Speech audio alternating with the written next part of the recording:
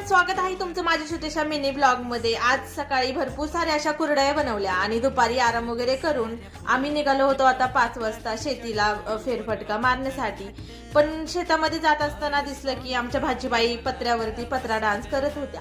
त्या चढल्या होत्या पत्र्यावरती, त्यांना लागत होता नारळ आणि नारळाचं झाड खूपच उंच होतं, त्याच्यामुळे त्यांना काही काढणं पॉसिबल नव्हतं। घराच्या साईडला भरपूर सारे असे गुरं वगैरे आहेत आमचे आणि अहो पण त्यानंतर भाजीबाईंना हेल्प करण्यासाठी गेलेले, पण त्यांना सुचत नव्हतं कुठून चढावं, जागाच भेटेना त्यांना वरती जाण्यासाठी आणि नारळाचं झाड खूपच उंच होतं, त्याच्यामुळे ते ह्या साईडनी वरती जायला निघाले।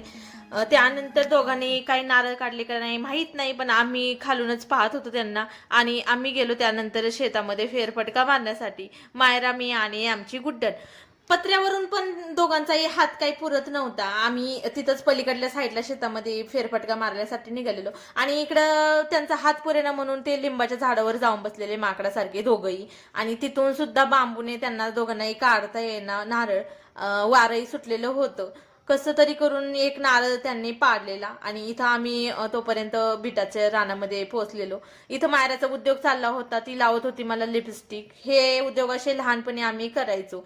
या दोघींना पाहून गुड्डन आणि ही दिदी दोघी तिचं पाहून त्यांचंही सुरू झालं। ते खायला तर आलेलेच नव्हते बीट, पण त्यांना फक्त लिपस्टिक लावायची होती म्हणून त्यांची सगळ्यांची ऍक्शन चाललेली आणि भरपूर सारे असे दात ओठ सगळे काही लाल त्यांनी करून घेतले। बीट अजून खूपच छोटे होते, ते काही खायला आलेले नव्हते, पण या तिघींचा हट्ट होता त्याच्यामुळे तिघींनाही बीट शोधून दिलं, मोठे मोठे आलेले। इथं होते कांदे, तर कालच कांदे इथून काढून गेलेले आणि इथं हे आहे आपल्या बडीशेपचं झाड, ओले बडीशेप आहे ही, आणि इथं शेळ्या वगैरे चरत होते।